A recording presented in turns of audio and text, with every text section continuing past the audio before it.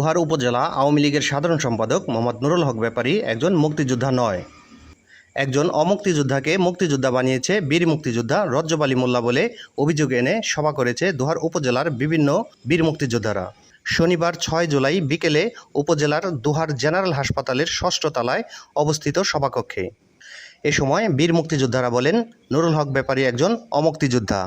তাকে মুক্তিযোদ্ধা বানিয়েছেন রজ্জব আলী মোল্লা সহ কতিপয় কিছু মুক্তিযোদ্ধারা। আমরা এর তীব্র প্রতিবাদ জানাই। সভায় বীর মুক্তিযোদ্ধারা আরও জানান, নুরুল হক ব্যাপারী একজন ভুয়া মুক্তিযোদ্ধা বলে মুক্তিযুদ্ধ বিষয়ক মন্ত্রণালয়ে তার মুক্তিযোদ্ধা বাতিল চেয়ে একটি লিখিত আবেদনও করেছেন বলে জানান তারা। এ সময় বীর মুক্তিযোদ্ধা হাজী মোহাম্মদ মহিউদ্দিন বলেন, নুরুল হক ব্যাপারী একজন অমুক্তিযোদ্ধা।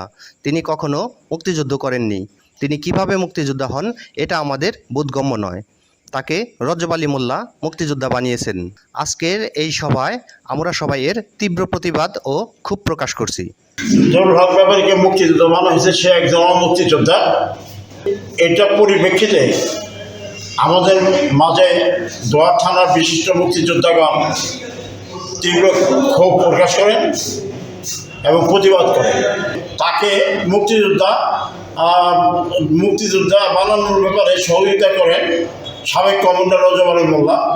রজ্জব মোল্লা একটা প্রক্রিয়ার মাধ্যমে এই অমুক্তিযোদ্ধা নুরুল হক ব্যাপারী কি মুক্তিযোদ্ধা রূপ দিয়েছেন, তথাকথিত মুক্তিযোদ্ধা। আবার কোথাও লেখা আছে কিশোর মুক্তিযোদ্ধা। কিশোর মুক্তিযোদ্ধা কোথায় পেল? কোন সংবিধানের কোন জায়গায় লেখা আছে যে বাংলাদেশে কিশোর মুক্তিযোদ্ধা বলে একজন মুক্তিযোদ্ধা থাকবে? আমি এটা চ্যালেঞ্জ করে বলতে পারি, এইটা একটা ভুয়া বার্তা, অন্যায়, অবিচার, অত্যাচারের একটি অংশ।